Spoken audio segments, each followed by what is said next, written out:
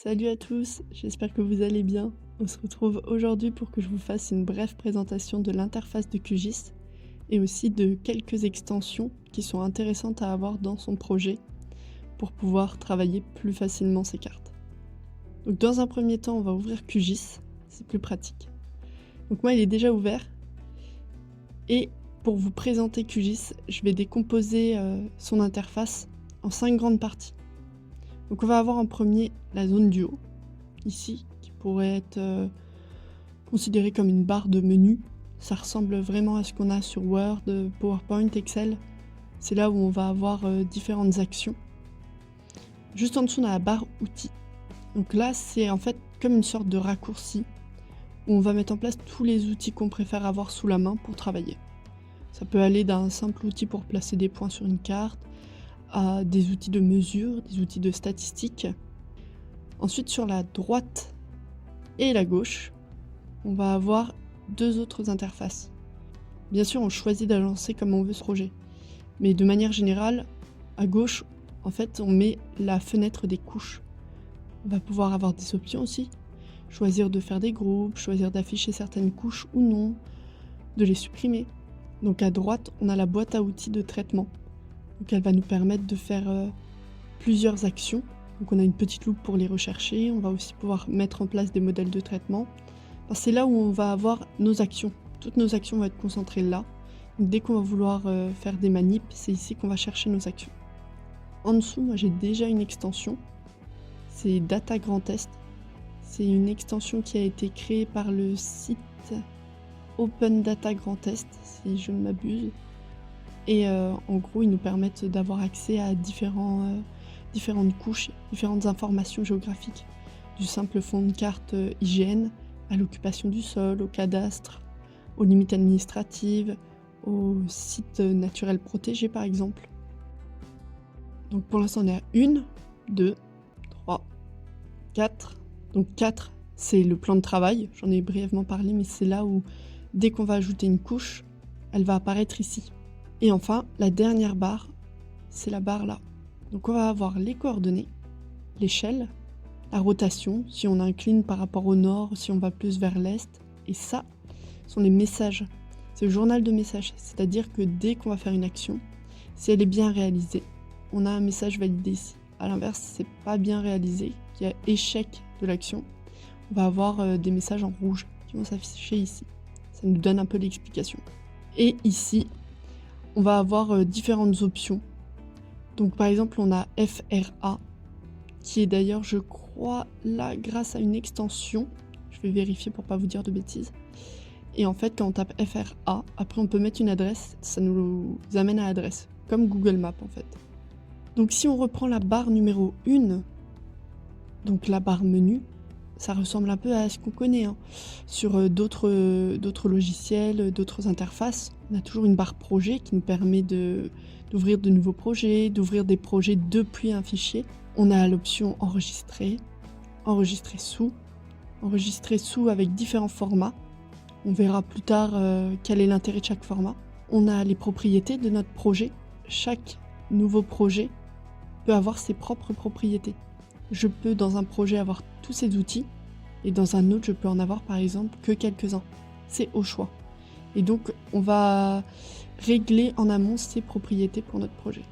Ensuite on a importer-exporter, ce qui peut être intéressant. Donc on voit qu'on peut exporter en images, en PDF, on peut importer des couches, donc c'est vraiment pratique pour faire des choses simples et rapides.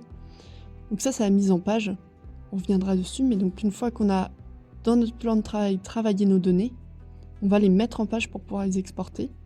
Et donc une nouvelle mise en page simple se fait comme ça, et par contre on peut enregistrer des mises en page, c'est-à-dire qu'on va conserver l'échelle, la flèche du nord à un certain endroit, et pour la fois d'après on veut garder cette mise en page pour aller plus vite, donc on l'enregistre dans le gestionnaire de mise en page. C'est ici qu'on viendra la rechercher. Donc voilà, on a d'autres options, je les utilise pas trop, on a fermé QGIS. Après on a édité, donc dès qu'on vient faire une action, on peut annuler, refaire, couper des entités. Personnellement je passe pas trop par là, parce que je mets tous mes outils à portée de main ici, ce qui me permet de ne pas aller plus haut chercher mes outils. Ensuite on a une option vue, Donc ça permet de créer des vues, on peut croiser plusieurs données pour pouvoir visualiser les données d'une certaine manière avec plus d'informations. Il y a des liens entre les couches, enfin c'est un peu poussé, on verra ça beaucoup plus tard. Ensuite, donc là, c'est un outil qui est important, un outil de base, couche, qui permet donc d'ajouter ou de créer des couches. Donc soit on crée une couche avec différents formats, soit on peut en ajouter qu'on a téléchargé. Si on a téléchargé de la donnée, par exemple les limites administratives des communes, on viendra ajouter couche vecteur, et après on ira chercher notre couche dans notre dossier. Voilà, on a les préférences. Ça, j'y vais pas trop, mais on peut personnaliser ses projections, faire des raccourcis clavier. C'est pas mal, par exemple, quand on veut ouvrir une table attributaire, on peut par exemple mettre en place un raccourci F5, et dès qu'on clique sur F5, ça nous ouvre notre table. Donc ça, c'est la partie donc extension. C'est la partie qui nous permet justement d'ajouter des extensions. Ensuite, on a la partie vecteur. Donc cette partie, elle va comprendre toutes les actions qui sont possibles de faire sur les vecteurs, enfin les plus communes. Parce qu'encore une fois, toutes les actions seront dans la boîte à outils ici. Mais les plus communes seront dans l'onglet vecteur. Raster, pareil, ça réunit beaucoup d'options d'actions dans cet onglet, mais on peut les retrouver dans la boîte à outils. Et base de données, donc ça permet d'ouvrir carrément une nouvelle fenêtre, et ça va nous permettre d'accéder à nos données qui sont dans notre projet, et de pouvoir avoir toutes les infos dessus. Donc ça va être le nom de la table, ce qu'elle comporte, et on peut avoir un petit aperçu. Voilà, donc là j'ai pas de données, donc je n'ai rien affiché. Donc pour l'onglet Internet, ça nous permet d'avoir accès à des données qui sont sur Internet. Par exemple, des fonds de cartes. Je vais en mettre un qui charge plutôt bien. Voilà, j'ai accès à des fonds de cartes qui sont sur Internet et que moi je n'ai pas dans mon ordinateur. Et qui sont en temps réel. Ensuite, maillage, donc ça nous permet de faire des calculs de maillage, je ne fais pas trop. Ça, c'est aussi une extension MMQGIS, je ne sais plus à quoi elle sert. Create buffer. Mais je vous dirai comment la mettre. Ensuite, on a SSP, traitement, qui nous permet là d'ouvrir la boîte à outils que l'on a ici, ou les modeleurs de traitement, de voir notre historique, ou de visualiser des résultats. Et on a la partie aide, qui est parfois bien utile. Donc en dessous, ici, voilà, là on a tous nos outils. Donc là, par exemple, c'est un outil qui sert à faire des statistiques, un outil qui sert à mesurer des longueurs. Et pour les ajouter, il faut faire clic droit sur la barre de menu, là, dans le vide. Et là, en fait, quand on clique ici, ça nous ouvre cette fenêtre et nous permet de choisir les panneaux qu'on va afficher. Donc panneau boîte à outils de traitement, on coche, panneau couche, panneau data grand test. Voilà, je ne vais pas vous les faire un par un, mais moi, en tout cas, j'ai tout ça sur mon projet. Et n'hésitez pas à faire pause pendant la vidéo et vous les cochez petit à petit pour les avoir. Voilà, accrochage, aide, etc. Et donc après, en fait, ils se déplacent comme ça. Voilà, on peut les prendre et les déplacer pour les mettre comme on préfère. Donc moi, il y en a pas mal parce que je me sers de tout ça, mais on n'est pas obligé de tous les mettre. Vous verrez au fur et à mesure quand on les utilisera ce qui vous tente ou pas.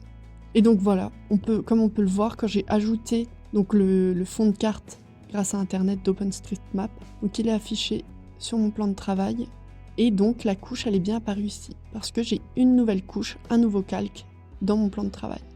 Voilà, donc vous savez à peu près tout sur l'interface de QGIS, la barre de menu, la barre d'outils, les couches, la boîte à outils de traitement, l'extension qu'on peut caler là, et en bas, les coordonnées, les informations en fait d'échelle, tout simplement, et le plan de travail où on va avoir toutes nos données. Ça, pareil, c'est un outil que je cale ici, c'est pour aller plus vite, en fait, ça permet d'ajouter une couche, au lieu d'aller ici, faire ajouter une couche et d'aller là, en fait, je peux juste cliquer et ça va plus vite. Donc voilà, c'est vraiment aux besoins de chacun. Le mieux, en fait, c'est de réussir à rendre son plan de travail agréable, simple et de ne pas galérer à rechercher les outils. Maintenant, on va voir les extensions qu'on peut installer sur son ordi. Donc, pour en installer, on va sur Extensions, Installer, gérer les extensions. Ça prend toujours un petit peu de temps, le temps de s'ouvrir, surtout la première fois. Et voilà, donc là, ça ouvre par défaut, il me semble, les extensions installées, qu'on va retrouver ici. Et sinon, là, on a toutes les extensions. Et c'est là qu'on va rechercher nos extensions en tapant, je sais pas, par exemple la première. Et une fois qu'on clique, après, on peut... Hop, je réduis la taille de la fenêtre. On peut faire installer extension. Voilà, donc moi, je vais vous montrer celles qui sont intéressantes. Donc en premier, moi, je travaille sur des données de l'Est. Donc ça va être Data Grand Est. Donc j'ai juste eu à cliquer. J'ai fait installer. Et voilà. Comme vous pouvez le voir, on peut mettre à jour la donnée. DB Manager, donc c'est ce qu'on retrouvait ici, base de données. Ça permet d'avoir un visu sur les propriétés de nos bases de données, de plus facilement les gérer. French Locator Filter, voilà, c'est ça en fait, ici quand on tape FRA, qui nous permet de marquer une adresse et d'être tout de suite pointé dessus comme quand on est sur Google Maps. Donc très intéressant. Import photo, ça c'est quand on a des photos qu'on a fait sur le terrain qui sont géolocalisées. Quand on les importe sur Map, il va nous les localiser directement. Lizmap, ça c'est pour avoir accès à des outils web de cartographie, donc ça permet d'avoir un lien entre eux. J'ai décoché parce que actuellement je ne m'en sers pas. Ensuite on a eu Mask, ça c'est super. En fait quand on va faire une carte, il va faire ressortir la limite administrative sur laquelle on travaille. Donc si c'est une commune, si c'est un département, ça va mettre le contour en valeur et le reste va être un petit peu grisé pour bien faire ressortir notre travail. MetaSearch Catalogue Client, je crois qu'elle est par défaut cochée. MMQGIS, donc c'est la fameuse extension que j'ai ici qui sert à plusieurs choses pour travailler sur des couches vecteurs, mais actuellement je n'en ai pas l'utilité. Alors QField 5, ça c'est pour synchroniser QGIS sur ordinateur avec QGIS sur téléphone. En fait QGIS sur téléphone ça s'appelle QField et donc QField 5 permet de faire le lien entre les deux. Alors j'ai essayé d'utiliser, est-ce que mon téléphone n'est pas assez précis au niveau de la localisation, je ne sais pas, mais en tout cas quand j'utilisais j'étais mal localisé. J'avais essayé de faire un tracé et de localiser des points, c'était pas super, donc j'ai jamais testé l'extension parce que mon relevé n'était pas assez précis. Donc par défaut il me semble que QGIS Cloud Plugin s'était mis avec QField 5.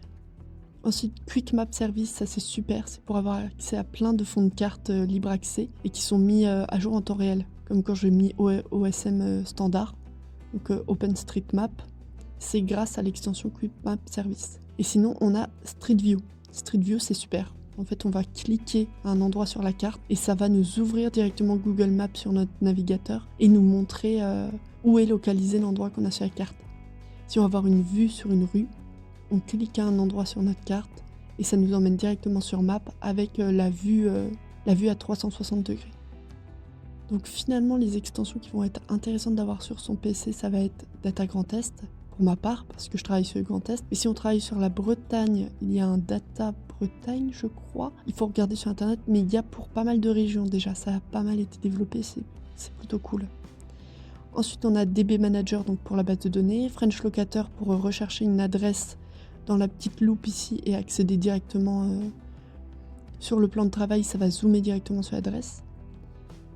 Ensuite, Import Photo qui permet de localiser les photos qu'on a prises sur le terrain. Le Mask qui fait ressortir notre zone de travail quand on fait une mise en page. MetaSearch Catalogue qui est par défaut. Quick Map Service qui va permettre d'avoir accès à différents fonds de cartes. Semi-automatique classification qui permet de travailler sur des données vecteurs.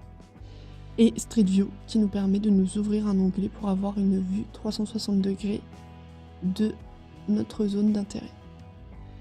Voilà pour les extensions que j'ai. Bien sûr, il y en existe énormément. Voilà, il y a tout ça. Donc il faut, en fait, des fois qu'on a besoin, c'est intéressant d'aller sur Internet et de rechercher pour savoir si une extension existe pour notre besoin. Finalement, c'est comme ça qu'on découvre pas mal d'extensions et surtout qu'on se facilite la tâche. Voilà, c'est tout pour cette vidéo. J'espère que ça vous aura permis de comprendre un peu l'interface de QGIS, de la prendre en main surtout. N'hésitez pas à tester les outils. Il n'y a pas de fausse manip, on ne va pas bloquer QGIS. Au début, on n'ose jamais trop toucher, on a peur de casser quelque chose, mais il faut tester, il faut mettre des fonds de carte, il faut tester comment ajouter une couche, même si je le présenterai par la suite, mais il faut mettre en place sa barre d'outils, savoir ce qu'on veut sur son écran. Et après, une fois qu'on a nos bases, après c'est parti, on pourra travailler.